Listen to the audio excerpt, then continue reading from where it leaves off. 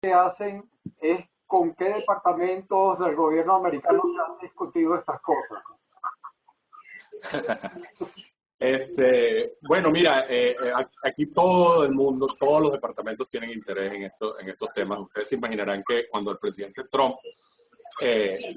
hace ya un tiempo dijo que Venezuela era una prioridad para él, aquí no hay departamento del gobierno americano que no se haya involucrado en discutir tanto con los multilaterales como con los expertos que han trabajado en la materia estos temas, ¿no? Y ellos tienen su, Silenciado. como ustedes se imaginarán, pero sí están sí siguen muy de cerca todo lo que se ha trabajado en estos temas y básicamente todas las entidades, por cierto, no solo del gobierno de los Estados Unidos, del gobierno británico, del gobierno francés, del gobierno español, del gobierno colombiano, o sea, y claro, si ustedes son de los que creen en teorías de la conspiración, dirían es que todo el mundo le quiere poner la mano al petróleo venezolano, etcétera, etcétera. La realidad para mí es que todos los que piensan que van a tener que poner el hombro a Venezuela, recuperar la situación en Venezuela, piensan, bueno, ¿cómo es que eso va a ser viable? ¿Cuánta plata puede, por ejemplo, poner el Fondo Monetario si después no, el Fondo Monetario no está en el negocio de regalar el dinero? Y la mayoría de estos países, si ustedes ven lo que donan países como Estados Unidos, excepto por temas militares, lo que dona Estados Unidos para desarrollo son cantidades muy pequeñas. O sea que la reconstrucción de Venezuela, que Ricardo Hausmann y su equipo creen que requiere 180 mil millones de dólares digamos, de ayuda inicial, la única manera de pagar buena parte de eso es con el desarrollo del sector petrolero y por eso todo el mundo se interesa sobre eso. Por supuesto, no somos ingenuos y quieren que sus empresas tengan un rol importante, pero fundamentalmente es para ver cómo se logra el desarrollo del potencial del sector para poder generar esos recursos. Adelante. Sonido reactivado. Okay. ¿Cómo ves la posibilidad de modificar la Constitución para blindar la creación de un fondo estilo Noruega para utilizarlo como colchón en las épocas de vacas flacas y dedicar los intereses generados a inversión en infraestructura, salud, educación, a la vez que moderniza el proceso de recaudación para aumentar ingresos en otras áreas vía impuestos sobre la renta? Sí, bueno, ese es un tema que hoy ni mencioné, pero que yo durante mucho tiempo trabajé y colaboré con gente, y ustedes saben que hay una propuesta en ese sentido hecha por Leopoldo López y Gustavo Vaquero, que recoge las propuestas que habíamos trabajado antes con Luis Roberto Rodríguez y Pedro Luis Rodríguez, que tienen un libro que le publicamos en el IESA, que les recomiendo leer, que precisamente trabaja exactamente esa idea. Por cierto, la Constitución de Venezuela, que aprobó Chávez en el año 99, Tobías Nóbrega y Alfredo Peña le metieron un fondo de estabilización y un fondo de ahorro intergeneracional, no solo de estabilización, sino de ahorro intergeneracional. O sea que eso está en la Constitución, lo que hay que desarrollarlo en una ley. Un último comentario sobre ese tema, que está también en algunas de estas propuestas, como las que les acabo de mencionar, es la idea de hacer que para que los ciudadanos se sientan parte, digamos, del beneficio del sector petrolero y de la renta, etcétera, que haya alguna parte que sea transferencias directas a los ciudadanos. Esto es un tema que es controversial, hay gente que está en favor, hay gente que está en contra. Yo he trabajado en eso muchísimos años y le veo pros y cons, pero lo que sí les diría es que para resolver el problema del precio de la gasolina en Venezuela de manera viable de largo plazo, la solución es esa. Es decir, ustedes cobran la gasolina a precio internacional o incluso más con un impuesto por encima de eso, pero le reparten a los ciudadanos en transferencias de efectivo es suficiente de eso como para que el 80% de la población, que no es difícil porque es muy desigual ese subsidio, quede mejor, y eso hace que ese fondo haga políticamente viable algo que además le genera una base política al sector petrolero, porque al final, ¿cuál es la obsesión de los que hemos pensado estos temas? Es que no pase lo que yo les digo que yo vi en los focus group y en las encuestas, que es que los venezolanos creen que el sector petrolero primero es una cosa mágica ahí, que somos riquísimos, pero que se lo roban todos los políticos, que no hay que hacer ningún esfuerzo para sacar el petróleo, que no necesitamos a los inversionistas extranjeros.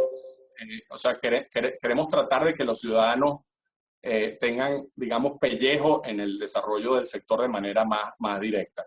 Por supuesto está también el modelo noruego. Ese es un modelo mucho más que confía en que los políticos van a usar buen uso de los recursos, y si yo fuera noruego confiaría, porque Noruega es un sistema político que tiene 130 años de democracia tremendamente funcional y es el país más rico del mundo, pero no estaría yo tan convencido si no fuera noruego de que quiero dejar todo eso en manos de unos sabios.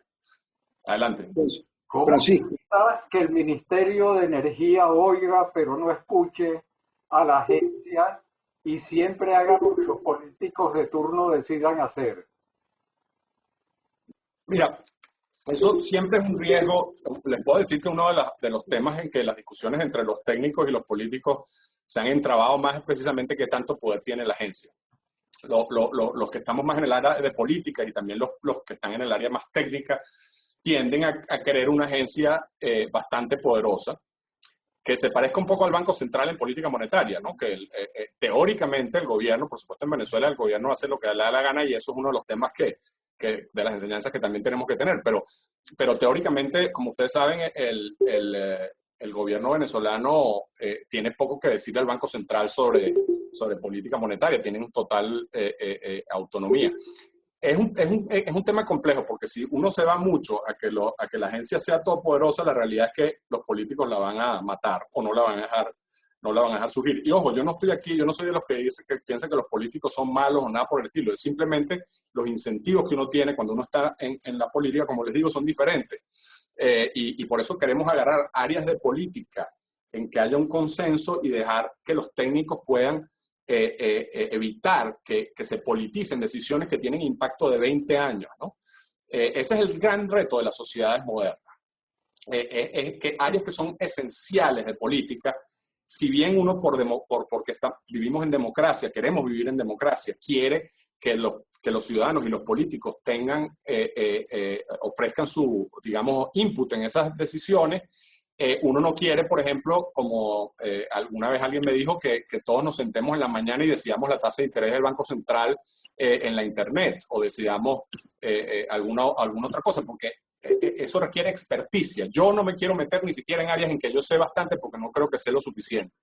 Entonces, imagínense los que no deberían meterse en eso. Entonces, yo no soy de los que creo que los técnicos tienen toda la razón. Por cierto, hay que también evitar que haya la sospecha de que la agencia es capturada, por ejemplo, por las empresas privadas, ¿no? O sea, que no es que es una solución perfecta que tengan una agencia totalmente autónoma y unos técnicos que hacen lo que les da la gana. No, tiene que haber, como decimos en inglés, checks and balances, y discúlpense mi spanglish, pero se me olvidan los términos a veces que usamos en español, pero tenemos que tener controles, tenemos que tener rendición de cuentas, tenemos que tener todas esas cosas, y ese equilibrio no es fácil. Yo entiendo perfecto la discusión cuando la hemos tenido, que hay que buscar un balance. Lo que sí no entiendo es a la gente que cree que esto no es necesario, que se puede a trabajar igualito con el ministerio como se trabajaba antes, que en la época de Medina funcionaba y tal. Bueno, eso fue hace 70 años, ¿no? El mundo ha cambiado. Y hemos aprendido una cantidad de cosas, y otros países que son otros competidores tienen ese tipo de mecanismos. Entonces tenemos que pensar este tema seriamente y no con eslogans, ¿no? Entonces, pero es un tema complejo. ¿Que vas a eliminar completamente la política de la política petrolera? Obviamente no. O sea, los presidentes quieren tener control, y si no, te va a pasar. Eso es como cuando uno decide que uno dice, bueno, mira, vamos a tratar de poner unas represas para evitar que cuando venga el agua se lleve todo por delante. Bueno, pero si usted pretende, o sea, hay un nivel de agua que se va a llevar todo por delante. Entonces uno tiene que tratar de evitar que los políticos se sientan que eso es digamos, un obstáculo para hacer las cosas básicas de ellos, y decidan implosionar completamente el sistema.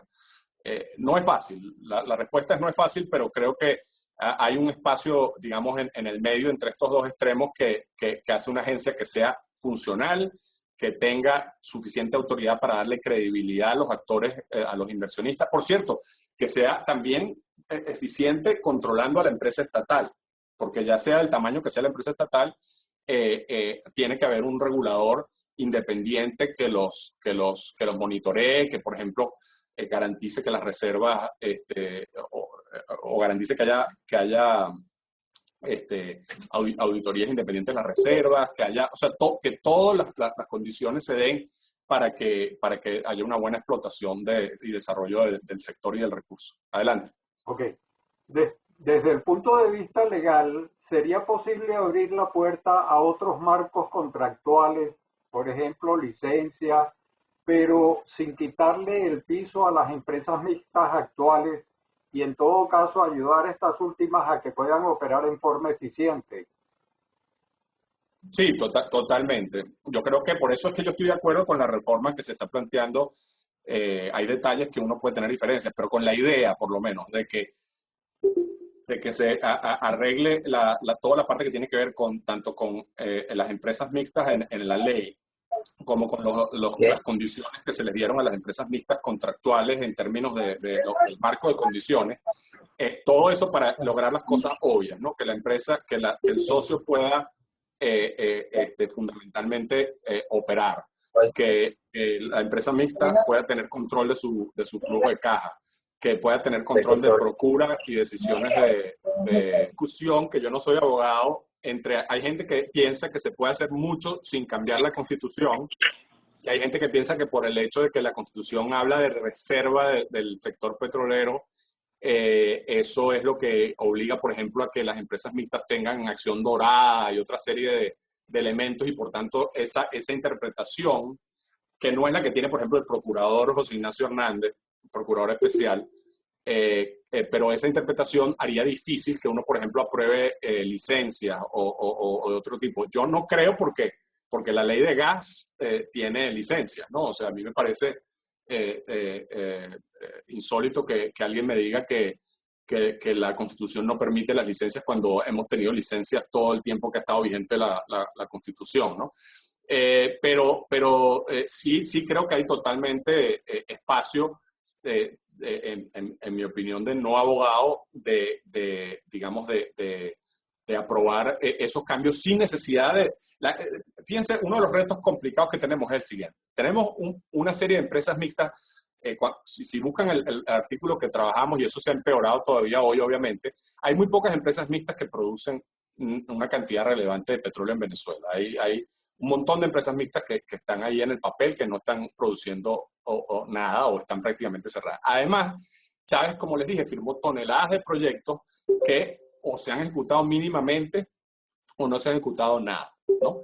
Y hay grados de nivel en que esos proyectos son cosas serias, ¿no? Hay unos en que se ha firmado realmente un contrato y se ha ejecutado algo, y hay por supuesto, esos contratos raros que habrá que hacer una auditoría que hizo Chávez con las empresas cubanas, con la de Uruguay y tal. Yo me imagino que la mayoría de esos en este momento no están ni siquiera vigentes, pero en todo caso hay que revisar eso, porque hay un montón de áreas que ya están asignadas con contratos que en muchos casos son totalmente inviables. Y lo digo desde la propia perspectiva de la empresa, ¿no? Un contrato de Eni que dice que tiene que hacer una refinería, o que hay que hacer un mejorador de una magnitud significativa, etcétera, etcétera.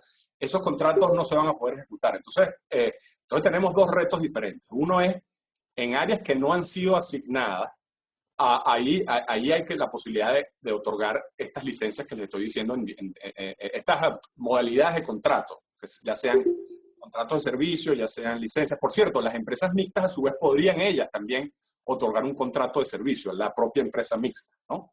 Que eso también están poniéndolo en esa reforma, y yo creo que debe estar en la ley, ¿no? O sea, puede haber contratos de servicio en todos lados, ¿no? La cuestión es que estén bien especificados y regulados. Pero volviendo al tema, sí, ciertamente se puede arreglar el tema de empresa mixta y en nuevas áreas otorgar otros tipos de contratos, y después queda la papa caliente de los contratos que ya se firmaron, que tienen áreas asignadas, pero que no necesariamente son contratos viables. Entonces ahí creo que esos requieren algún tipo de renegociación. Y también creo que es necesario ofrecerle a las empresas que se quieran adaptar al nuevo marco institucional completo por ejemplo, a nuevas condiciones fiscales, etcétera, también ofrecerles esa opción, pero es un tema complejo y delicado. Les puedo decir, por ejemplo, que a los multilaterales les preocupa mucho que uno diga que se van a poder adaptar a un marco más flexible, porque ellos dicen, bueno, y si ese marco recauda menos. Yo les he explicado varias veces que no tiene que recaudar menos.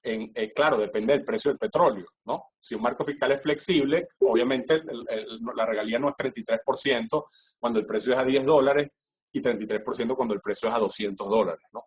Entonces, hay que entender esas cosas y ahí hay una discusión importante con aquellos que se están ocupando de la parte macroeconómica, tanto los multilaterales como los equipos de macroeconomistas venezolanos, porque los macroeconomistas venezolanos quieren que les digamos cuánta plata se va a recaudar, y para ellos es mucho más fácil decir que le digamos 33% de lo que se produzca es del fisco.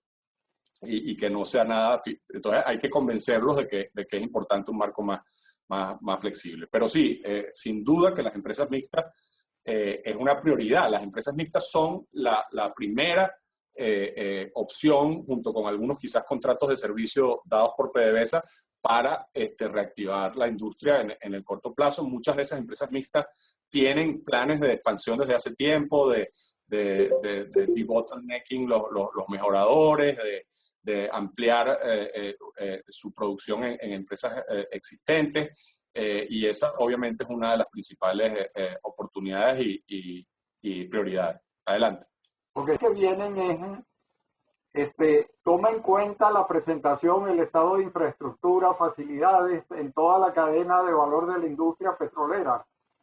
La siguiente pregunta es, ¿no sería estratégico que la nueva PDVSA 2.0 pudiera tener la capacidad legal para invertir en el negocio petrolero fuera de Venezuela? Y la tercera pregunta es, en su visión de Venezuela post-Maduro, ¿qué peso tendrá el chavismo y cuánto podrán complicar las reformas? Y cómo pudiéramos apalancarnos en el negocio petrolero para desarrollar el sector de energías renovables. Bueno, entre estas preguntas difíciles y la lista de los que vienen, esto es va a ser intenso para conseguir gente que admiro muchísimo y que tiene muchísimo más experiencia que yo. Mira, yo sí me temo que varía mi percepción sobre qué tanto el chavismo va a ser capaz de dificultar el desarrollo del sector petrolero post-transición. Creo que depende muchísimo de los detalles de cómo ocurre esa transición, ¿no? Pero yo me temo que ideológicamente algo parecido al chavismo está allí y digamos, va a ser un tema con que vamos a tener que lidiar para construir esos consensos de los que les he hablado. Eso, ven en los demás casos de América Latina, los países no cambian, no se pasan el switch completamente.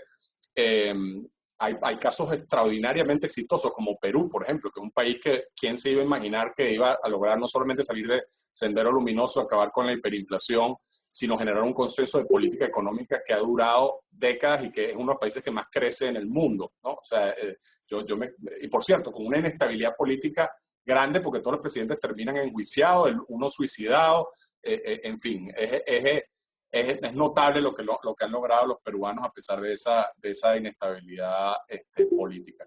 Pero yo me temo que Venezuela ha llegado a unos niveles de polarización y de destrucción institucional que para nosotros sea un poquito más difícil que para Perú. Pero tengo esperanza. Ahora, depende mucho y a veces ya escapa mi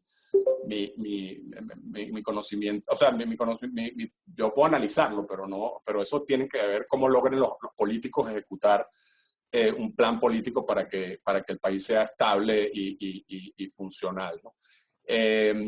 Sobre si PDVSA podría actuar fuera de Venezuela. Bueno, aquí tenemos, como yo les digo, en los próximos 10 años esa PDVSA no va a tener prácticamente recursos, ¿no? Eso va a tomar mucho tiempo para poder reconstruir una empresa de estatal, como se llame, que sea eficiente. Y está toda la pregunta, por ejemplo, si en el corto plazo, yo siempre he sido partidario de conservar a Citgo y de mantener algo que nos permita accesar el mercado de los Estados Unidos ante la competencia que vamos a tener de Canadá, sobre todo si se termina el Keystone XL Pipeline.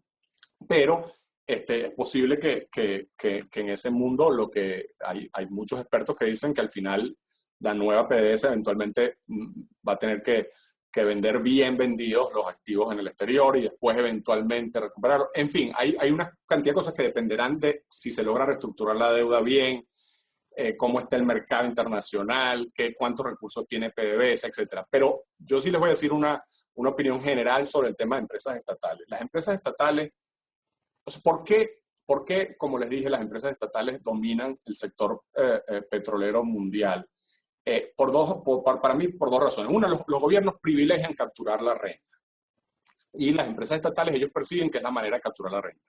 Después está, por supuesto, que muchos políticos se aprovechan de la empresa estatal para hacer toda clase de vagabundería, ¿no? Usarlas como instrumento político, ¿no? Eso es una tentación que siempre está allí. Y, por cierto, esa es la otra pata que no hablé, ¿no? De la independencia de PDVSA. No solo de la agencia, sino de PDVSA. Y eso es un reto súper complicado, porque lo que hemos visto en el mundo es que incluso en las empresas estatales que habían funcionado relativamente bien, como Petrobras, llegó un momento en que la política se les metió adentro y casi destruyen la empresa, ¿no? Hay algunas excepciones, como Statoil, ahora Equinor, pero que, por cierto, que los noruegos en un momento dado quisieron ponerle control a Equinor, y una de las razones para privatizar el 10% de Equinor y después un poco más fue precisamente que tuviera como más rendición de cuentas externas, y crearon el Petroleum Directorate, una agencia reguladora en Noruega, para que no fuera Statoil digamos, la ejecutora de las políticas públicas. En fin, ha sido siempre un reto controlar las empresas estatales, pero mi punto es que la razón por la que existen empresas estatales, más allá del tema de la renta, es porque este es un sector en que incluso las empresas, cuando son ligeramente ineficientes o muy ineficientes, en buena parte de los periodos ganan plata, ¿no? Pemex tenía un campo, Cantarell, que producía 2.1 millones de barriles, y entonces tenía 150,000 empleados, súper ineficientes, hospitales, no sé qué cosa.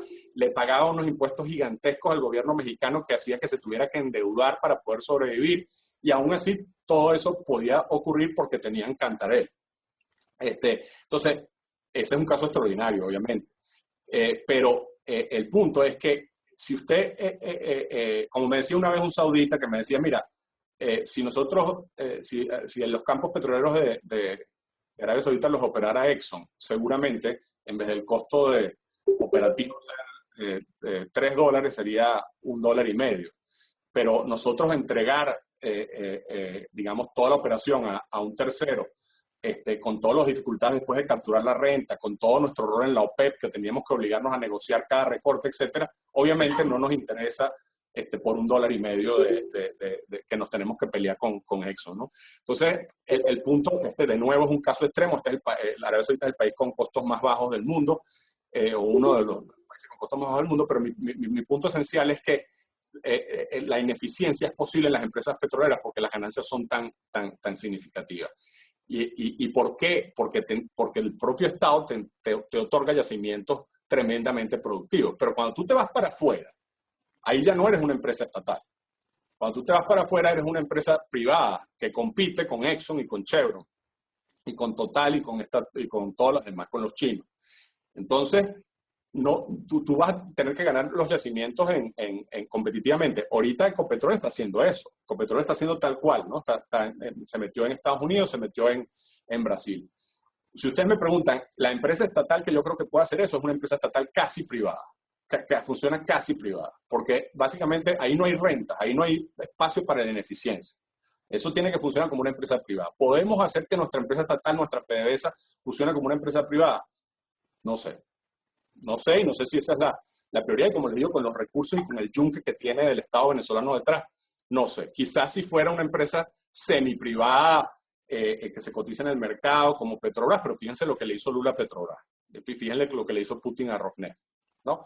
Entonces, yo soy escéptico sobre las posibilidades de que la empresa estatal sea exitosa fuera de nuestras fronteras.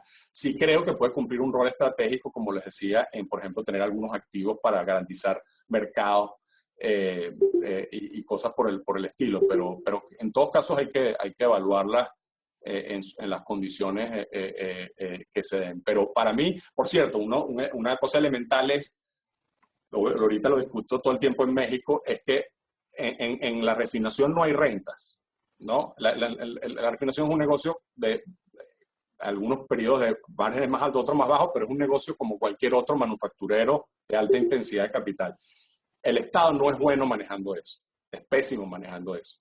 Lo que siempre ocurre es que la empresa estatal agarra lo que gana en aguas arriba y subsidia a aguas abajo, en algunos casos de manera más extrema. En Venezuela, que se regala la gasolina, ni se diga. Pero el punto que les quiero decir es que el Estado, si algún lugar tiene que tener un rol, es si acaso, por razones estratégicas, en campos, digamos, con bajo riesgo, en donde hay rentas y donde creemos que invitar a un privado al final termina siendo menos útil que el esfuerzo, ¿no? Pero dedicarse a otros negocios de baja rentabilidad para una empresa del Estado, para mí, es casi equivalente a lo que nos ha pasado en Guayana, etcétera, etcétera. Es un desaguadero de recursos públicos. Entonces, si bien yo pragmáticamente siempre he creído que hay que tener una empresa del Estado por como les digo, el rol histórico que tienen todos los productores, con excepción de los anglosajones, pienso que hay que tratar de que esa empresa esté relativamente limitada o, de lo contrario, que sea una empresa fundamentalmente privada en su ejecución, ¿no? BP era una empresa con mayoría del Estado británico, pero que funcionaba totalmente como una empresa privada. ¿Podemos hacer eso en Venezuela? Lo dudo, pero esa es la opinión. Adelante. Francisco, prende tu cámara. Vamos yo la tengo prendida. Sí. ¿Sí? Lo que no tengo es el share screen, pero la cámara la tengo prendida. Yo no lo estoy viendo, algo pasó. Oye, no hay problema. Ok, mira, entonces, empezando el orden de palabras, tiene la palabra Evanán Romero. Bueno, muy buenos días a todos acá, especialmente a Francisco, que ha hecho una explicación magistral, muy completa. La he seguido con muchísima atención. Recuerdo pues nuestra última reunión en junio pasado allá en el Baker Institute. Obviamente que han pasado muchísimas cosas en estos 9 meses, en los cuales quería decirte, Francisco, la mayoría aquí ya conoce, yo tengo una formulación particular sobre un proyecto de recuperación del sector. No solamente está el proyecto País, obviamente tiene todo el apoyo político de esos grupos, pero este también tiene otros grupos que se han ido aceptándolo, pues porque está formulada en el concepto de 100% actividad privada, operación privada. Y a eso me iba a referir, Francisco. Te acompaño completamente, inclusive hasta las últimas láminas, pero me llamó la atención en tu Institutional Framework, si lo pudieras volver a poner, pero no, creo que no hace falta, es que cuando pones a PDVSA, yo estoy de acuerdo, y así lo he dicho, y está en el plan PDVSA, debe seguir existiendo aquí, Institutional Framework. Pero lo que realmente me llamó la atención es que va a operar los campos de bajo riesgo, campos supuestamente limitados, avanzados en edad, con pocos requerimientos financieros y tecnológicos. Y precisamente eso es lo que le estoy ofreciendo yo a los venezolanos. ¿Por qué los venezolanos con los cuales dialogo en redes que tenemos en el mundo? No sé cuántos hay, 10.000, 12.000 distribuidos en todo el mundo. Hay una red con la cual yo me comunico mucho que está en el Golfo Pérsico y es una constante. Ellos dicen, nosotros queremos regresar a Venezuela cuando las condiciones políticas se recuperen y tengamos oportunidad de trabajar en nuestra profesión. Los que hemos estado en eso afuera sabemos que afuera no trabaja nadie que no tenga menos 12, 15 años de experiencia comprobada, bien determinada en alguna especialidad. Entonces tenemos estos señores ya para casi 20 años, 18, 17, las primeras oleadas, y ellos están contando de que sí quieren venir a Venezuela, pero no quieren ir a la Libertador, a la Campiña y emplearse. ¿Y hasta cuándo? ¿Y cómo le vamos a dar a esa estructura que exactamente las cosas que nosotros vamos a poder hacer y queremos venir como dueños de nuestro propio destino? Ese es el tema, el planteamiento. ¿Y qué es lo que hemos venido nosotros exigiendo? Y lo tengo bien definido, se lo he pasado a la comisión a través de Stefanelli y de otros. Sencillamente que las modificaciones de esa parte legal le permita a estos grupos poder tener los derechos de explotación que los tiene el dueño, y el dueño se los ha delegado a su empresa, que PDVSA le puede arrendar los activos. Y yo les mostraba el sitio ideal para que esos grupos comiencen su actividad. Es la cuenca convencional de Oriente, donde hay todavía 18.000 millones de barriles remanentes con tecnologías absolutamente probadas, y la mayoría crudos, livianos, medianos y condensados, un poco de pesados pegados hacia Monagas y hacia el sur de Anzoátegui, pero que sería ideal, donde está la mayor parte de la producción diferida de esa zona. Pozos que no operan porque no tengan actividad de equipo, sino porque les falta una tontería, se trancó una bomba, o falta un repuesto, hay una fuga en una tubería. Entonces, ese es el sitio ideal, pero necesito que esta PDVSA le pueda dar un arrendamiento de esas instalaciones bajo la figura internacionalmente conocida, el overriding royalty, un fee de arrendamiento. No los voy a poner a que los compre.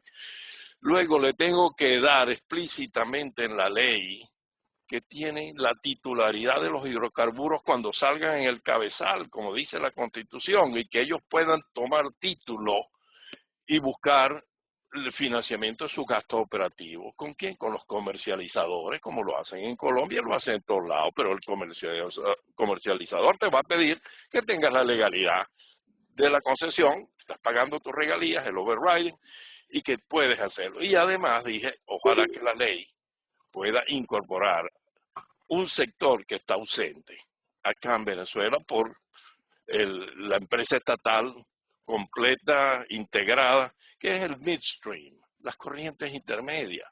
Especialmente eso lo ves en Oriente. Allí, todas esas fugas, todas esas pérdidas, es porque no hay un doliente.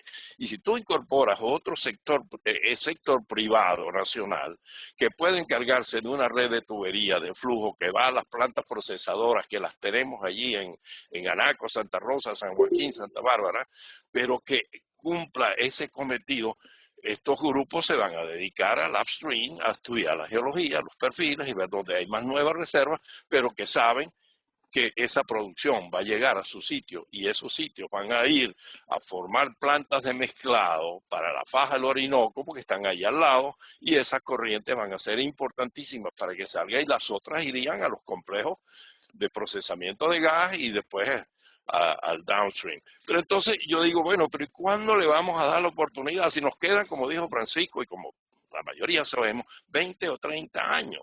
Y Venezuela tiene el mayor acervo de profesionales con experiencia y competencia, que lo demostró en esta diáspora.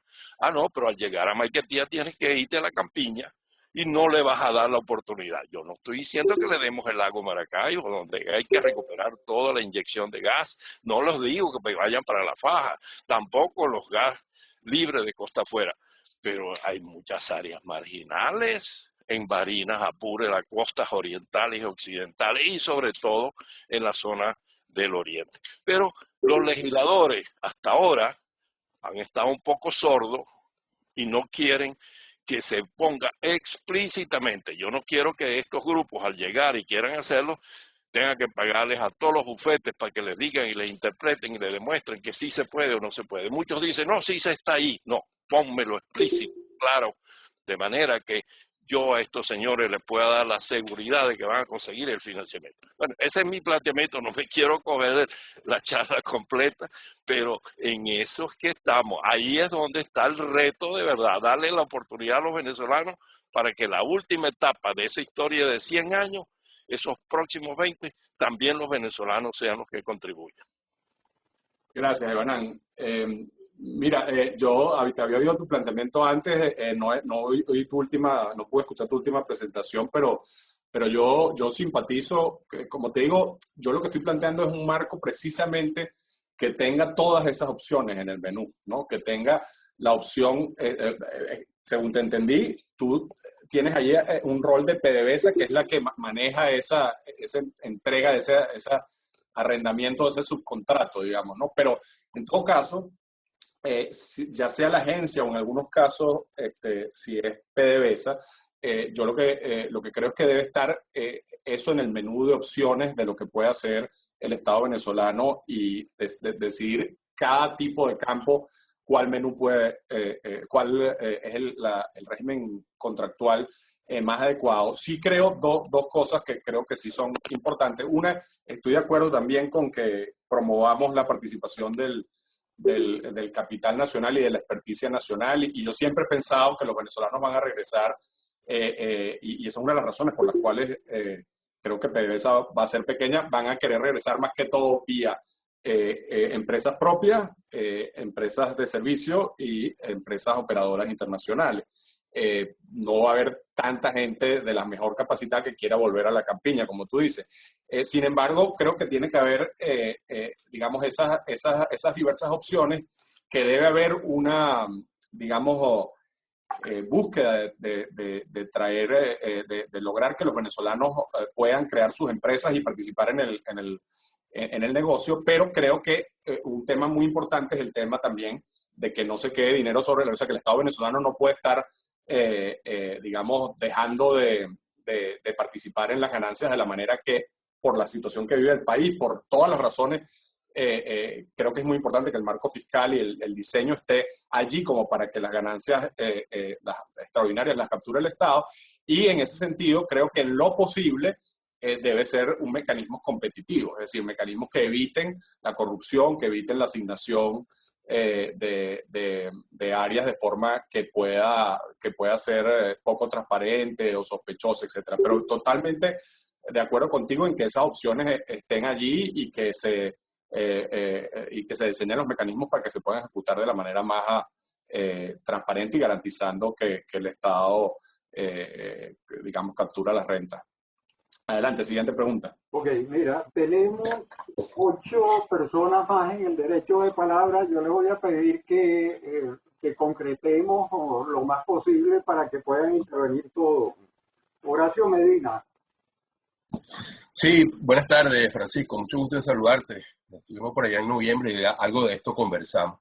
Yo voy a referirme primero un poquito a tu presentación y después te quería hacer una pregunta concreta. O sea, no me pasó desapercibido tu pesimismo con relación a muchas de las cosas que se plantearían. Yo diría que yo soy cautelosamente pesimista porque creo que Venezuela no necesita un cambio de gobierno, necesita un cambio en el modelo político de conducción, y yo creo que eso nos va a tomar un poco más de tiempo. Mientras que eso ocurre, obviamente hay que ir hacia adelante y hay que empujar. Yo he discutido muchas cosas con Evanán, pero siempre he dicho también que en su concepción yo estoy muy de acuerdo o bastante aproximado a un acuerdo con lo que él está planteando. Creo que eso nos va a costar mucho tiempo y no tenemos que, creo que encadenarnos, o sea, que si no es todo, no es nada. Yo creo que tenemos que estar pensando en que esto tiene que ser, hay que forzar la barra para que se produzca ese cambio en el modelo político de conducción, que no va a ser fácil.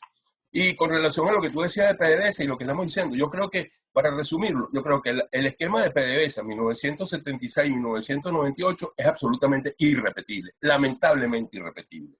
Y creo que el esquema de PDVSA 99-2020 es absolutamente indeseable, motivo por el cual hay que repensar una concepción distinta que más o menos tú la dibujaste y que creo que con ciertas diferencias podríamos estar de acuerdo en que lo que yo vería es que se produzca una verdadera nacionalización de la industria petrolera venezolana, que es la participación de los nacionales en el sector. cosa que es el pecado original del 76, donde hubo una estatización y no una nacionalización, porque allí hubiese sido una gran oportunidad de haber desarrollado muchas empresas nacionales. Yo creo que este sí es un momento oportuno para que eso ocurra. Ahora bien, yo te pregunto porque la nueva ley orgánica de hidrocarburos, yo creo que requieren necesariamente una mucho mayor consulta, es necesario un consenso político, económico, social, porque eso que tú dices es verdad. Uno de los primeros grandes defectos de los venezolanos es que no conocen su industria petrolera. Y quizás eso es un pecado que también hemos cometido por mucho tiempo de no abordarlo, de no saberlo explicar. Eso es una cosa que hay que hacer. Ahora bien, estamos a las puertas de la emergencia. Ojalá, eso espero. En esa emergencia hay también unas reformas, que es lo que se va a someter. Parte de ellas se van a someter. Ahora, Francisco, te pregunto, yo sé que tú dijiste que ese no era el tema tuyo, pero me gustaría mucho tu opinión. Yo creo que hay un cambio sustancialmente importante, estructuralmente importante en el mercado petrolero. Yo creo que muchas cosas van a cambiar a raíz de esta situación. Creo que es probable, hay un escenario muy probable de que mientras logremos recuperar la economía mundial, los precios van a seguir manteniéndose bajos porque sigue habiendo un exceso de suministro en los mercados y altísimos inventarios en todos lados. De modo que si el estado de emergencia se produce mañana, la semana que viene, yo también estoy de acuerdo que no es que van a venir a caerse sombrerazos las empresas para ir a Venezuela, y menos bajo el esquema desde el punto de vista de regalía y el punto de vista fiscal que tenemos actualmente, con unos precios bajos, en un gobierno que obviamente va a estar con mucha ingobernabilidad, inestabilidad y incertidumbres por todos lados. Entonces, creo que sería necesario también poner algunos incentivos sobre la mesa.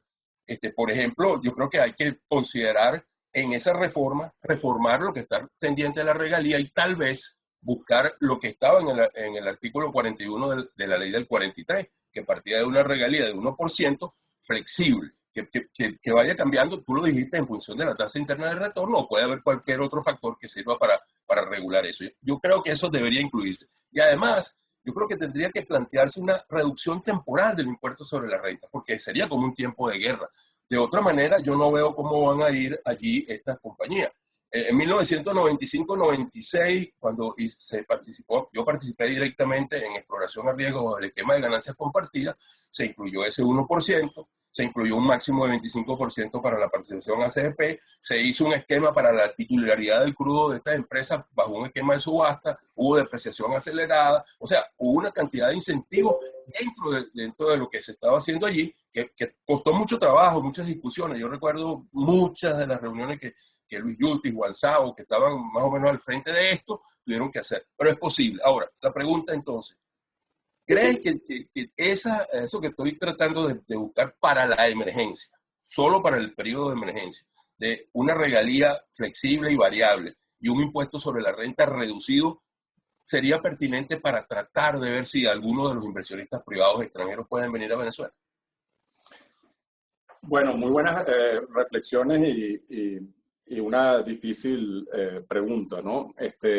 Yo creo que un sistema bien diseñado hace que los precios bajos no sean, digamos, un obstáculo, o sea, que el sistema fiscal no sea un obstáculo para desarrollar los precios bajos. Puede que igual sea un obstáculo simplemente porque las empresas no estén dispuestas a invertir porque están recortando su presupuesto en general, pero un marco bien diseñado, digamos, debería poder tomar en cuenta que esa rentabilidad es mucho menor y por tanto el Estado captura mucho menos, ¿no?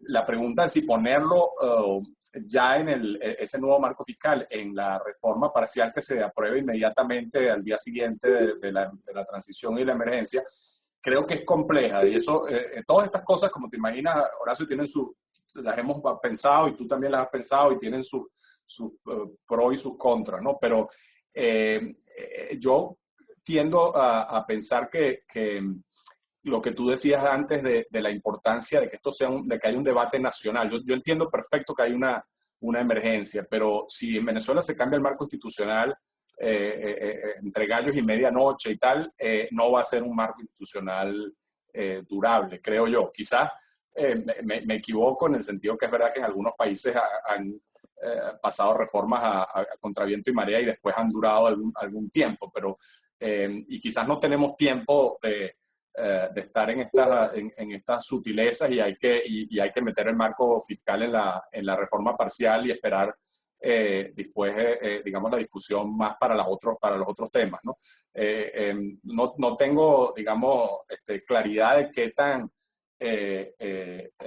digamos, qué tan difícil va a ser que algo que nos ha costado bastante en las discusiones con actores políticos, nos ha costado bastante llegar a un consenso, excepto una idea muy general de que la regalía varíe con el precio. No sé si eso va a poder ser posible, que haya un consenso para el momento que estás pensando, aunque uno nunca sabe cuándo va a ocurrir la transición, pero digamos que con el principio general estoy totalmente de acuerdo. Sí te puedo decir que hay una gran preocupación en los multilaterales y en los que están en la parte fiscal de que le bajemos los impuestos a los que no les tenemos que bajar los impuestos, vamos a decirlo así. Ellos es lo que están, por supuesto, preocupados, como es una tensión histórica que hemos vivido entre la gente que se ocupa del sector petrolero y los que se ocupan del lado más macroeconómico. Ellos están preocupados por el ingreso fiscal del fisco en el corto plazo y entonces lo que piensan es las inversiones que ya están amortizadas, etcétera, si tú le bajas los impuestos lo que va a hacer es que el fisco no tenga el dinero necesario y no había ninguna necesidad de bajarle los impuestos a esos proyectos, ¿no?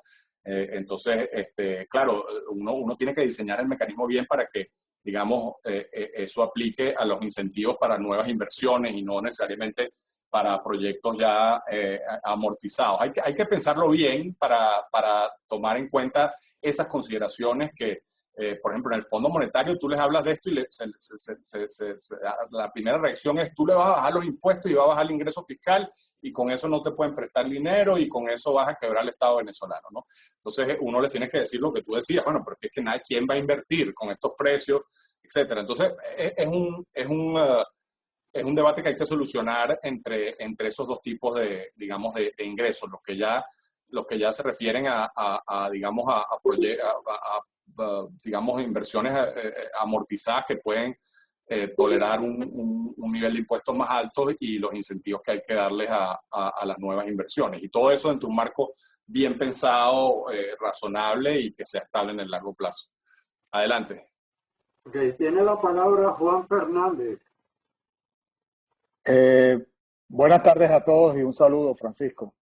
Saludos. Siempre es bueno escucharte. La verdad que uno pone la cabeza a manejar y a pensar.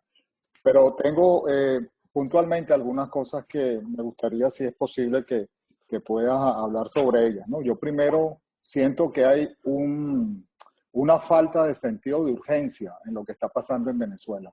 Sobre todo cuando mencionas que el sector político está como estancado en el siglo pasado, ¿no? Cuando en realidad estamos viviendo una situación crítica muy compleja en Venezuela y que además requiere de ser innovadores, gestores de un cambio para que el país pueda salir de esta gravísima situación que está viviendo.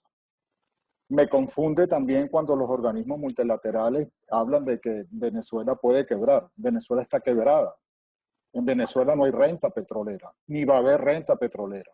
Entonces, en una emergencia de este tipo, yo no puedo aplicar las medicinas ni los tratamientos tradicionales para poder recuperar al enfermo. Yo tengo que ser innovador, tengo que ser creativo y tengo que empujar para que las cosas puedan cambiar. Y ahí yo creo que hace falta una simbiosis entre el esfuerzo interno. Yo creo que todos los que estamos en este foro con matices, podemos decir, tenemos algunas cosas muy en común sobre la necesidad de recuperar la industria petrolera, de generar un esquema que haga una renta, pero que también tenga un efecto multiplicador para que la economía crezca.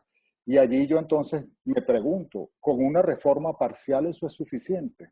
¿Es suficiente eso para atraer lo que necesitamos para que se recupere la economía del país? ¿Es suficiente pensar que las empresas que están en la asociación, en la faja, van a levantar y van a ser una fuente de ingresos para darle estabilidad en un periodo de tanta incertidumbre como viene? Entonces, Quizás a lo mejor hay que pensar de otra manera y decir, bueno, mira, aquí lo que tenemos que hacer es efectivamente un tratamiento generalizado para que este enfermo que es Venezuela pueda salir de la crisis que está viviendo, ¿no?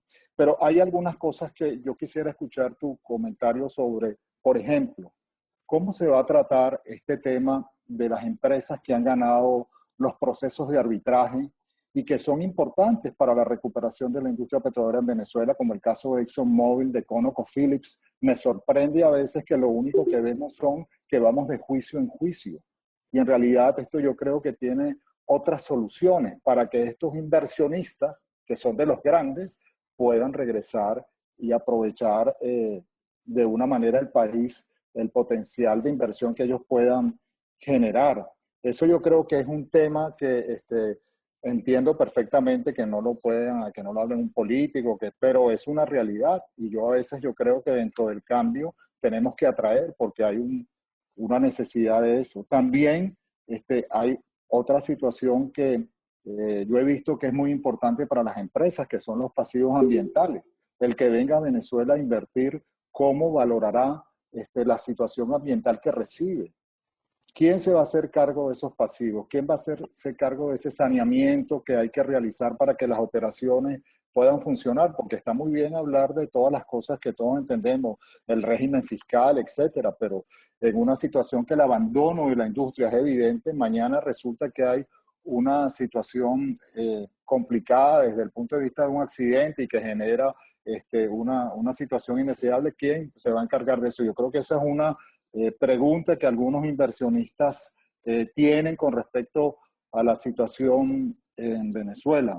Y en eso, nuevamente, yo creo que tenemos que pensar que lo que hay es que generar que la actividad económica se comience a generar.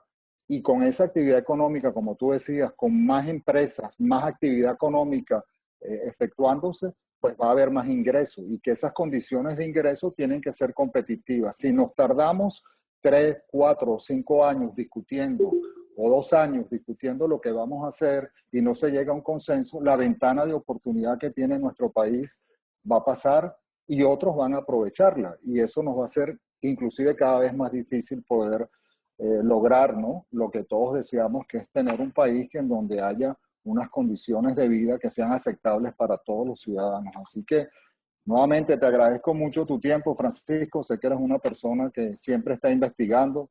Todos te leemos con mucha atención y gracias por esta oportunidad a quienes han organizado este foro de poder compartir contigo. Muchísimas gracias, Juan. Muy buenos tus comentarios y muy interesantes. Hay áreas en que, francamente, no es mi especialidad, pero comparto contigo la preocupación por el tema de remediación ambiental. Sé que en las estimaciones de Juan Sao hay una parte dedicada a esa inversión que efectivamente va a hacer que muchas áreas nadie las quiera tocar por temas de pasivos ambientales y de consideraciones de ese tipo. Hay muchas de esas consideraciones de la emergencia que yo te confieso que en una época cuando estaba involucrado en esos procesos de qué vamos a hacer en los próximos 100 días, tuve que pensarlas, pero yo he decidido francamente enfocarme en las áreas en que yo creo que puedo aportar más y son algunas áreas que no necesariamente son las de la urgencia y eso lo entiendo perfectamente, pero creo que cada quien digamos puede aportar en lo que más sabe y en lo que más ha trabajado. Ahora, coincido contigo, estás dándole justamente poniendo el dedo en mis frustraciones con las conversaciones con los economistas. Recuerda que yo soy un híbrido de que me he especializado en política energética, pero también soy economista y también, digamos, interactúo mucho con los políticos. Muchos de nosotros que estamos aquí también somos híbridos en ese sentido. Pero es particularmente difícil a veces cuando uno tiene estas discusiones con el Fondo Monetario o con los economistas de la parte fiscal, que uno les tiene que decir lo que tú estás diciendo, ¿no? Bueno, pero es que si no vas a tener, si tú no dejas espacio para la inversión hoy, no vas a tener petróleo mañana y no vas a tener ingresos fiscales mañana. Claro, las circunstancias que estamos viendo estas últimas 2 semanas son tan extremas que provoca tirar la toalla, pero pero ciertamente creo que ahí hay unos trade-offs importantes y difíciles de resolver. Lo que sí te puedo decir es que lo que Hausman quiere y lo que los macroeconomistas quieren, que es un paquete muy grande de donantes y del Fondo Monetario, todos te dicen, bueno, ¿cómo lo vas a pagar la mayor parte de eso? Y tú me dirás, bueno, pero es que ¿cómo lo vamos a pagar? Si somos un país absolutamente inviable, quebrado, etcétera. Pero primero, ellos no lo ven así, lamentablemente. Ellos sienten que como tienen los recursos petroleros, tienes con qué pagar. Y segundo, vamos a ser muy pragmáticos. Ellos van a poner el monto en base a lo que crean que vas a poder repagar. Así de sencillo.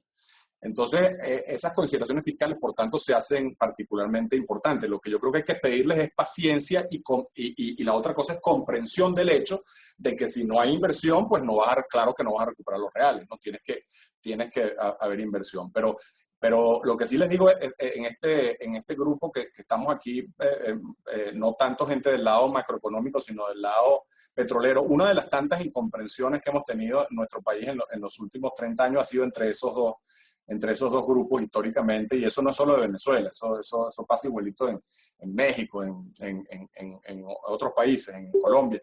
Entonces, yo creo que es un tema que hay que entender, pero que hay que también, digamos,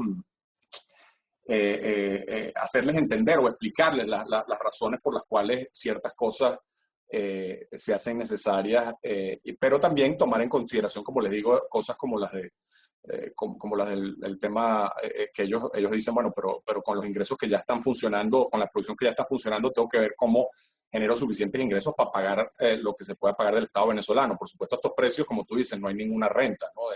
Entonces es una situación tan extrema, pero suponiendo precios de 35, 40 dólares, un poco ese es el escenario que... Yo no he hablado, por cierto, con el fondo desde que tenemos precios que tu WTI a estos niveles, ¿no? Pero no sé qué están pensando ellos, qué tienen en la cabeza ahora.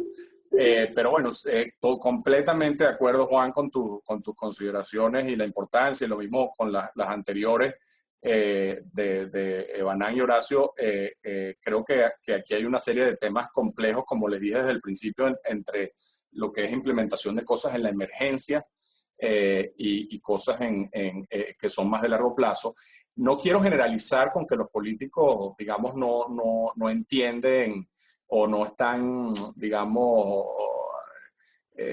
concientizados de la gravedad de la situación, porque creo que hay algunos que sí entienden y que sí están más involucrados y concientizados, entre ellos los que están dirigiendo la comisión, etcétera. Pero sí les diría que, digamos, ellos están bastante más atrás en su entendimiento, en mi opinión. No me refiero a estos en concreto, sino en general, el establecimiento político, están bastante más atrás de lo que la realidad se está imponiendo. Pero claro, también son tiempos muy difíciles, tienen 10.000 otras cosas encima, están preocupados de la transición. O sea, no quiero ser duro con los políticos que están llevando, que son los que están en la primera fila de recibiendo los golpes.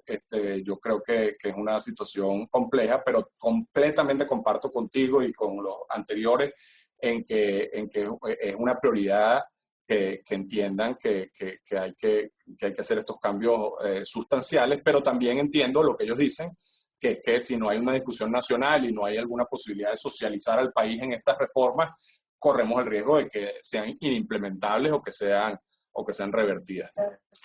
Como que ya. Ok, gracias. No, muchas gracias a los amigos de Benamérica y de BEPA y a Francisco por la extraordinaria conferencia que nos ha dado. Debo decirles en primer lugar que yo estoy 100% de acuerdo con todos tus comentarios conceptuales que hiciste en buena parte de la conferencia. Me satisface mucho que hayas tenido la oportunidad de hablar con la gente de organismos internacionales, de la gente de los miembros de la Comisión de Energía y Minas de la Asamblea, y también con dirigentes políticos, porque todo esto ayuda a que la gente entienda la realidad que tenemos que enfrentar. Venezuela ahora va a estar en una situación muy complicada porque el país está destruido, tan simple como eso. Y además de todas las crisis económicas mundial, pues va a dificultar tremendamente la posibilidad de que haya una recuperación del sector petrolero como hubiese sido en otras circunstancias. Ahora, dicho esto, yo quiero hacer un señalamiento. No voy a hacer preguntas, sino comentarios. Yo creo que la verdad es que estamos bastante aproximados en los temas, por lo menos la gente del sector petrolero. En otras circunstancias yo hubiese pensado que Horacio y Evanán, si hubiesen tenido un ring la semana pasada, se hubieran caído a golpes, ¿no? Afortunadamente veo que las posiciones se han acercado, no sé por qué, a lo mejor por obra y gracia del Espíritu Santo, pero se han acercado y eso es bueno. En ese sentido quiero decir lo siguiente, sobre todo el marco institucional. Mira, yo tuve la suerte, la fortuna de ser ministro muchos años y de ser un tiempo presidente de PDVSA. Yo creo, y esto lo estamos todos claros, que la PDVSA, lo dijo Horacio muy claramente, la PDVSA que teníamos antes no va a existir más. Creo que es una empresa muy venida a menos, con grandes problemas, con un deterioro muy grande desde todo punto de vista técnico, ético y moral, y bastante complicado. Pero es lo que tenemos, actualmente es lo que tenemos. Y yo creo que tendrá que jugar un rol quizás transitorio, en las primeras etapas, en la recuperación de la producción nacional junto con las empresas mixtas, que yo sí creo que hay que aclararles muy bien el marco. Yo creo que todo lo que sea en ese sentido, bienvenido. Y que hay que articular un mensaje, y lo dije en estos días, claro, para los rusos, para los chinos, para todos los que estén allí, de que nosotros lo que queremos es que haya una transición lo más amigable posible y que permita la pronta recuperación del sector petrolero nacional. Ahora, esto tampoco está en contradictorio con lo que dice Evanán Romero. Evanán, yo creo que nadie está pensando que los venezolanos estamos en la primera de cambio en capacidad de manejar los grandes campos petroleros que pueden existir en Venezuela. Eso no es así. Ni técnicamente habría que estructurarse muy bien, financieramente es complicado. Yo sí creo que hay múltiples campos pequeños, en la cuenca oriental particularmente, que sí pueden hacerse contratos de servicio partiendo de PDVSA. Es lo que tenemos. Algunos contratos de servicio con PDVSA que puedan reactivarse esos campos, de manera tal de que hagan factible que la recuperación se pueda dar cuanto antes en el marco de las cosas que tú decías que son fundamentales. En segundo lugar, yo creo que es muy importante definir. Aló. ¿Se fue el audio? Perdón, el tema, no es que se fue el tema del ministerio. Creo que esa relación PDVSA, ministerio, organismo regulador, hay que trabajarlo un poco más. ¿Por qué? Porque hay algunos de los compañeros nuestros que piensan que quizás el organismo regulador debe estar debajo de PDVSA. Yo no estoy de acuerdo con eso. Tiene que ser un ente totalmente separado. Ahora, ¿qué rol va a jugar el ministerio en todo esto? El ministerio va a tener que seguir siendo la figura política del sector. Ahora, ¿cuál va a ser la relación del ministerio con el ente regulador? ¿Cuál va a ser la responsabilidad real del ente regulador? Simplemente hablar con el ministerio para otorgar los campos. No, yo creo que tiene que tener mucha autonomía. Yo creo que no puede meterse el ministerio en la administración de lo que son los esquemas. Eso tiene que ser responsabilidad absoluta de la agencia. Y el ministerio formular la política. Y el ministerio tener un representante en el consejo que puede ser el ministro de Energía y Minas, como ocurre en Colombia, que hay un representante del ministerio en el consejo de administración de la agencia. Pero la agencia tiene que ser muy autónoma y ser autónoma desde el punto de vista financiero para que pueda tener gente de primera línea.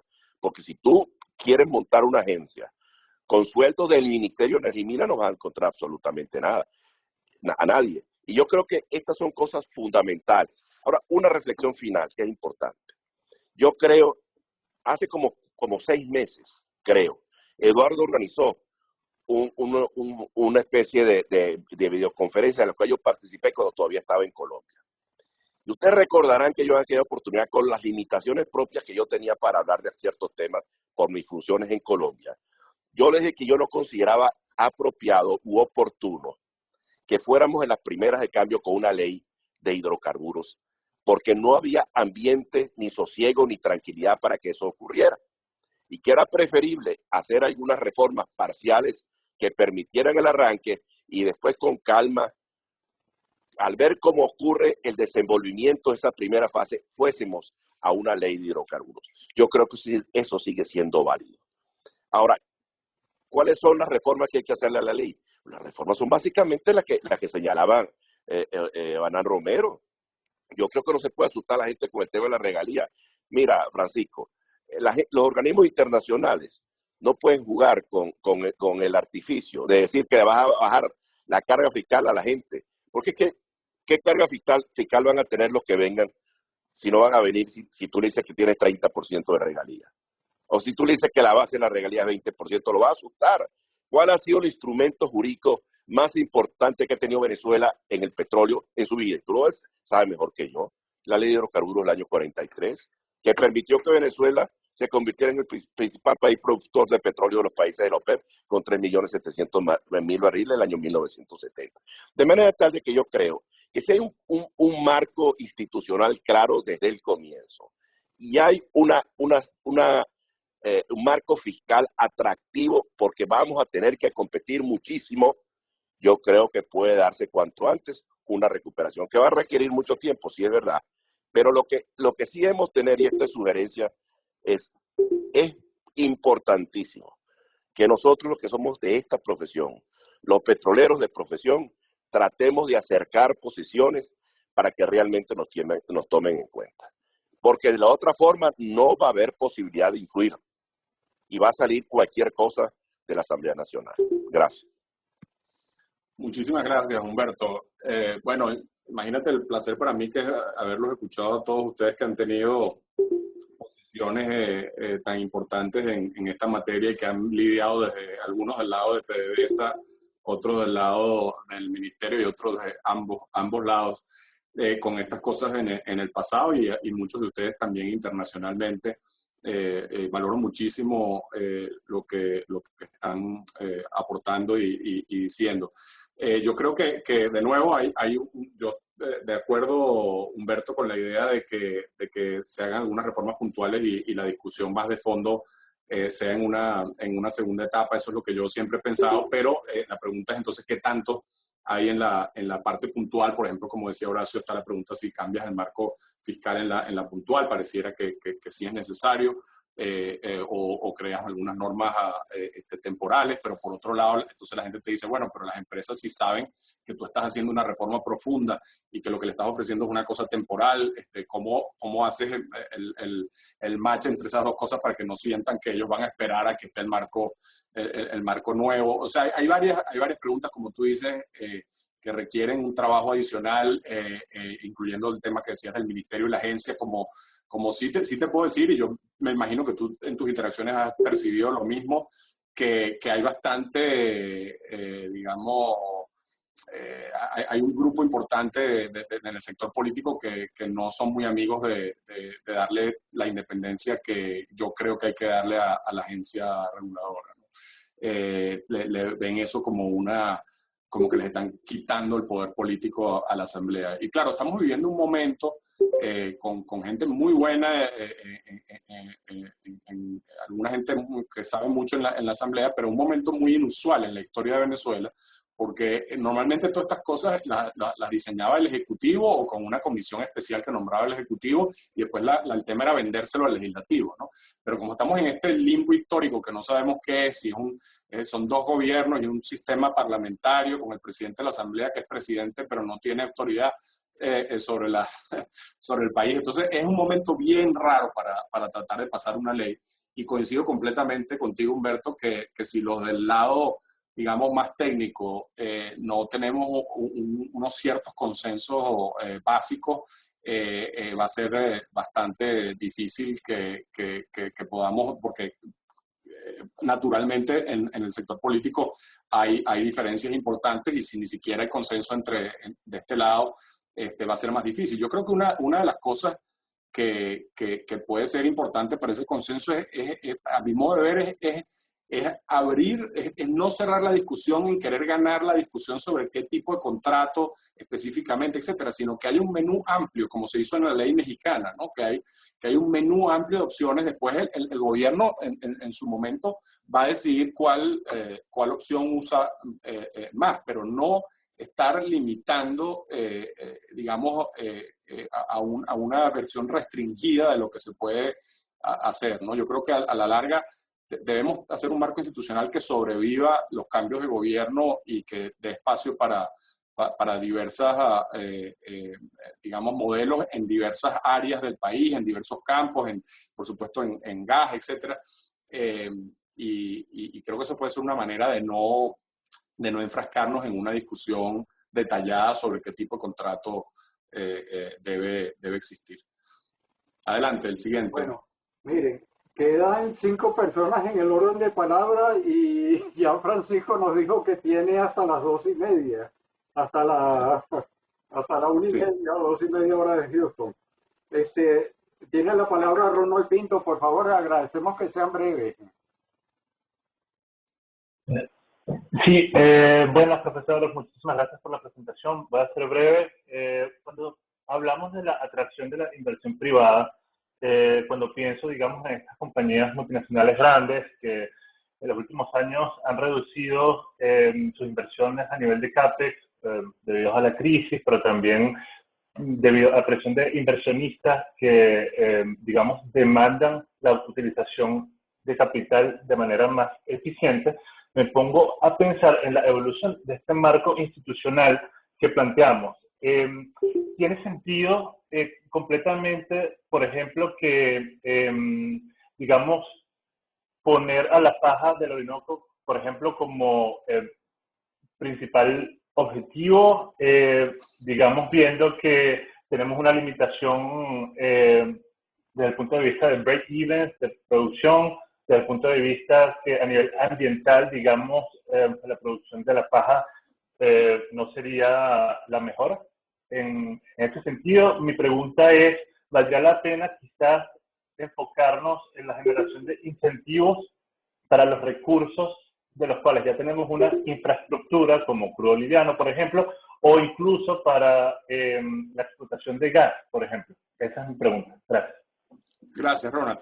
Mira, bueno, de nuevo, yo creo que el marco institucional debe permitir que diversas estrategias sean posibles dentro de ese marco institucional, ¿no? Las condiciones irán variando. Como verán los que no lo han visto ya, la presentación de Juan Sao y Luis Pacheco, allí más o menos la mitad de la expansión de producción es en la faja. Yo creo que hay un rol importante todavía en la faja. De nuevo, no soy técnico, pero incluso entre las empresas que están, digamos, saliendo un poco de Canadá y de los temas de crudos extrapesados, yo creo que habría algunas que considerarían la faja y creo que, bueno, ahí tenemos un potencial muy importante que hay que ver cuánto de él se puede desarrollar. Creo que todo el mundo está de acuerdo en que hay un potencial muy interesante por recuperación secundaria y en algunos casos tecnología más sofisticada tanto en el lago como en el norte de Monaga. O sea que creo que las dos cosas hay que ver cómo desarrollarlas y lo importante para mí es que el marco institucional prevea cosas como las que quiere, digamos, Ebanan, cuando se pueda, que las empresas venezolanas tengan las capacidades para hacerlo, pero también permita empresas mixtas, permita que PDVSA entregue o que, digamos, el país sea capaz de desarrollar aquellas áreas que PDVSA no tiene la capacidad de desarrollar, no tiene la tecnología, no tiene el capital. Yo creo que tenemos que ser muy, muy flexibles en eso, siempre teniendo, como les digo, el cuidado de que los intereses, digamos, de la nación se mantengan como un tema muy importante, porque si no, a largo plazo lo que vamos a ver es un periodo en que puede parecer que hubo una rebatiña como la que hubo en Rusia y después lo que nos lleve es a una reversión tremenda de la apertura privada. Yo creo que esto hay que hacerlo con cierto cuidado, pero claro, con la emergencia que vivimos requiere decisiones relativamente rápidas. Adelante, tengo 8 minutos. Ok, tiene la palabra Luis Yusti.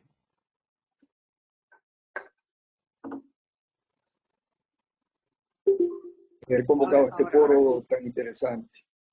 Voy a ser breve y voy a retomar en donde Humberto dejó. En primer lugar, yo quisiera decir que yo estoy totalmente de acuerdo con las empresas mixtas para participación de los petroleros venezolanos en las condiciones en que se puedan lograr los propósitos que animan a ambas partes. Sin embargo, cuando pensamos, por ejemplo, en proyectos grandes, de gran alcance, como son los proyectos de La Faja, la pregunta es, ¿por qué fue exitosa la apertura petrolera? ¿Por qué hubo ese apetito? Bueno, en primer lugar, por las reservas abundantes que han sido siempre observadas por la comunidad internacional en todas partes del mundo. En segundo lugar, porque Venezuela tenía una tradición petrolera que venía de principios de siglo y funcionaba muy bien para los parámetros y las circunstancias de aquel entonces. En tercer lugar, porque PDVSA era una empresa ya internacional, tenía refinerías, tenía cadenas de distribución, tenía el desarrollo de la paja, y era un buen socio que te ofrecía garantías a los capitales internacionales que van a ser muy necesarios en estos tiempos. Aquí se tocó el problema de la regalía. La regalía es una cosa fundamental, y una regalía, por ejemplo, del 35%, como muy bien apuntó Humberto Calderón, es inaceptable. La regalía es uno de los parámetros fundamentales para que intervengan los capitales internacionales. Y también hubo una referencia a la regalía en los términos cuando estuvimos nosotros operando la industria petrolera. Si la regalía no se hubiera modificado, en la ley de hidrocarburos de 1943, en su artículo 43, había una determinación muy importante. La regalía era 16,2%, pero se podía reducir hasta un 1% cuando así conviniere a los intereses internacionales. Y esto fue diseñado para los pozos que pasaban el límite económico, que podían extender su vida y seguir produciendo petróleo. Pero eso fue aprovechado para poder desarrollar los proyectos de La Faja. Porque sin una reducción de la regalía, que por cierto, la mencionó, creo que fue Horacio, que se bajó al 1%, nunca se hubieran invertido los millones de dólares que se generaron para desarrollar los mejoradores en los proyectos de La Faja. De tal manera que eso tiene que revisarse con mucha atención para evitar que las regalías se conviertan en un obstáculo. Otra cosa es el impuesto sobre la renta, que bueno, va a depender un poco de muchas otras cosas. También hay que tomar en cuenta que la cuenca del lago de Maracaibo, a pesar de todas las dificultades que hay desde el punto de vista logístico, de los problemas que tienen las lanchas, los muelles, la cantidad de contaminación en el lago de Maracaibo, lo que sí es cierto es que el desarrollo en la cuenca del lago de Maracaibo escasamente participó en el terciario. No, muy difícilmente se encuentra nada que se haya hecho en el Cretácico.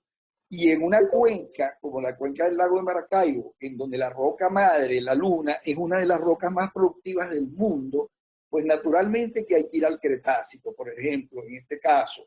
Y además, cuando George Mitchell descubrió el código para poder fracturar la roca madre, abrió la puerta para que donde quiera, hoy en el mundo, donde hay una roca madre, hay un yacimiento también.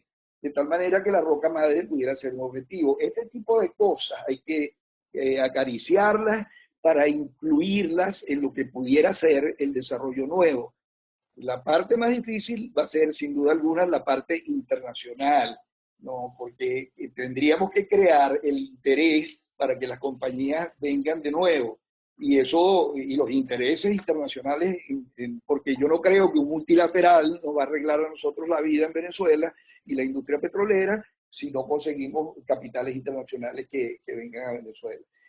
Yo soy muy optimista en esto y apruebo para hacer un solo comentario acerca de estas cosas que se están especulando, por ejemplo, que el petróleo vale 0 o menos 37. Eso es una cosa totalmente ficticia.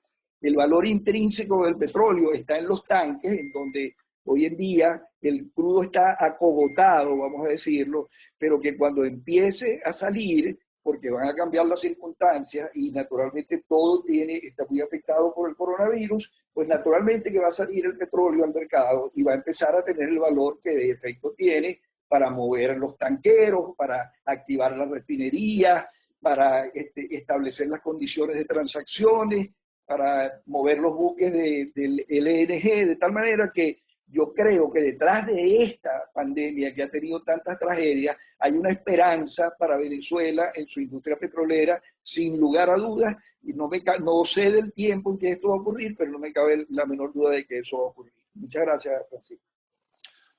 Muchísimas gracias, Luis. Bueno, de nuevo un grandísimo placer escucharlos a todos ustedes. Como ya no me queda sino un minuto, solo un par de reflexiones. Yo creo totalmente que el marco fiscal tiene que tener espacio para hacer cosas como la que hubo que hacer en la apertura, que también tiene que estar pensado para que cuando ese proyecto, cuando se sube el precio del petróleo de manera significativa, cómo es que varía la regalía en esos casos, pero totalmente de acuerdo que hay que ver cómo se hace para rentabilizar la inversión. Una posibilidad es bajar el impuesto sobre la renta al nivel normal que tiene en el resto de la economía y poner toda la acción en regalías variables. Hay gente que piensa que es mejor dejar el impuesto a 50, pero en fin, hay varios temas que hay que tratar con cuidado, y totalmente de acuerdo de que hay un potencial muy importante en una serie de áreas. Una de las cosas que volviendo a lo que yo les decía, imagínense por un momento que Venezuela está en Texas y las cosas que se podrían estar haciendo desde el punto de vista tecnológico, etcétera, si los inversionistas sienten que tienen realmente derechos de propiedad y realmente capacidad de meterle tecnología, si realmente los mercados de capitales y el financiamiento pueden funcionar porque hay claridad en esas cosas. No vamos a llegar obviamente nunca allí, pero imagínense eso como la frontera de posibilidades de lo que se podría hacer. Habría un inmensísimo potencial de desarrollo en Venezuela, incluso algún potencial más adelante, incluso en exploración, etcétera, lo que dijo Luis del shale. Creo que hay muchísimas cosas que no necesariamente las tenemos claras hoy que se podrían hacer si tenemos un marco institucional que le da la flexibilidad y la oportunidad para hacer eso. Y creo que históricamente hemos estado encerrados en tabúes, como fue en su época la nacionalización completa del sector, o estatificación, como decían, y en otros mitos que Luis Pacheco ha sido uno de los que nos los recuerda permanentemente, y tenemos que realmente ver si esta última oportunidad que tenemos de desarrollar el sector con las características digamos, con el nivel de inversión que podría ser, porque yo sí creo que por muchos años podremos explotar el gas y algo de petróleo, pero claramente la ventana de oportunidad grande es en un par de décadas. Espero que podamos aprovecharla. Y con esto me disculpo, pero les agradezco muchísimo y estoy muy honrado de todos los que se conectaron. Y bueno, espero que más adelante podamos seguir esta discusión. Un gran abrazo y saludos. Buenísima aclaratoria, Francisco. El rol de una agencia nacional de hidrocarburos es uno solo, es el tener el control de los activos para hacer de manera independiente las ofertas internacionales. Nada tiene que ver con el ministerio, ni el PDVSA, ni nada. De acuerdo. Bueno, Francisco, hasta luego. Saludos a todos. Gracias por tu intervención, y bueno, a nombre de Benamérica y de BAPA te damos las gracias. Y una vez que te retires, le damos la palabra a Jorge Sajía, que acostumbra a cerrar estas reuniones. Bueno, hasta luego. Muchas gracias a ustedes, encantado, y estamos a la orden. Chao.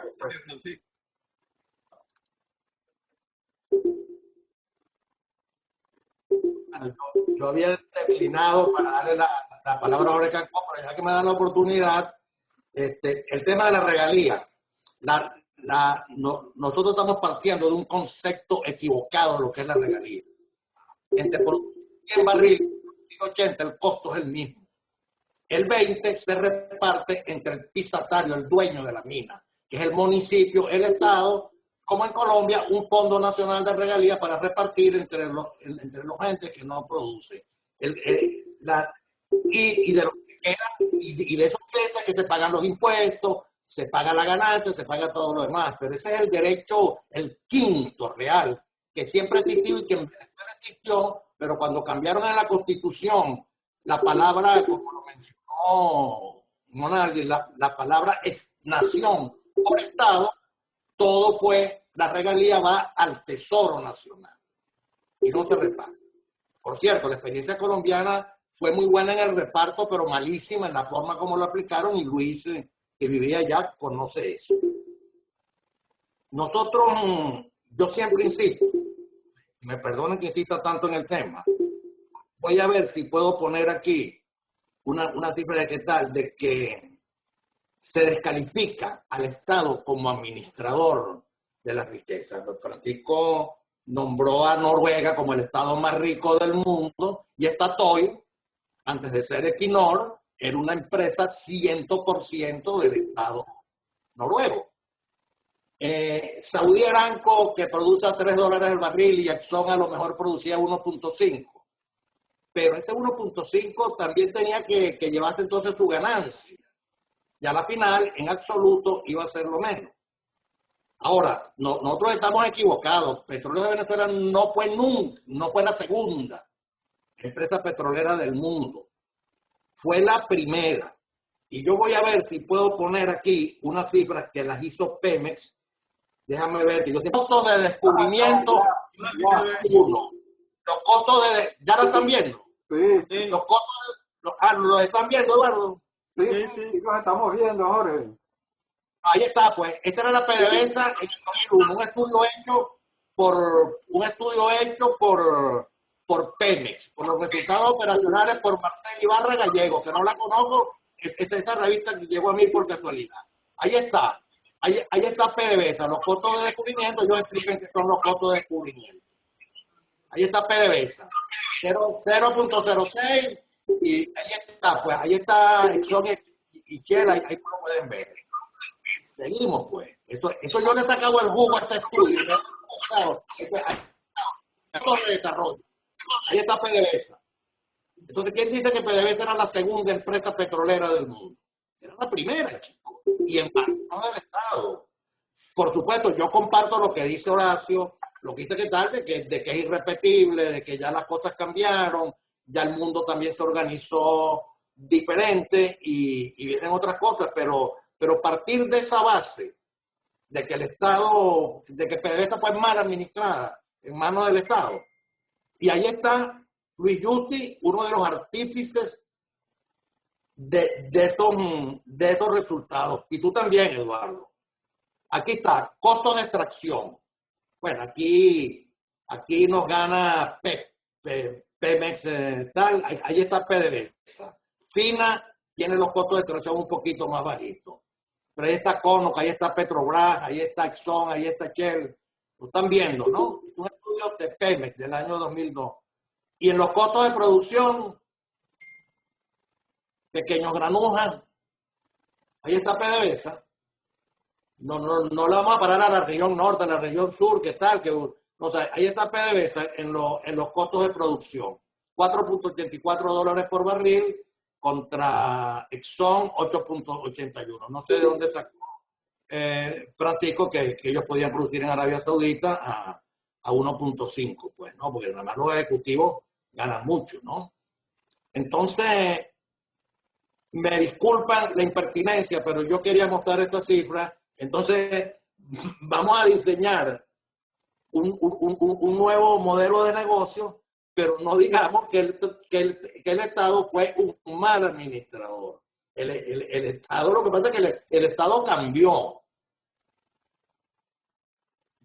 Y bueno, yo me siento, lo que yo quería decir era que me siento muy orgulloso también de pertenecer, de ser del equipo promotor de VAPA, porque con este webinar de hoy tiene la gran utilidad de que nos estamos se están encontrando los grandes petroleros de Venezuela.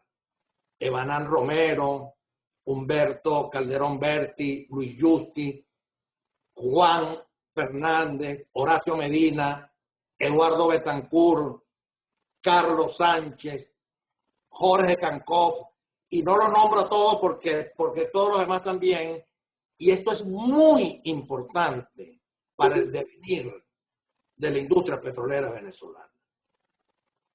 Le agradecemos a todos la asistencia.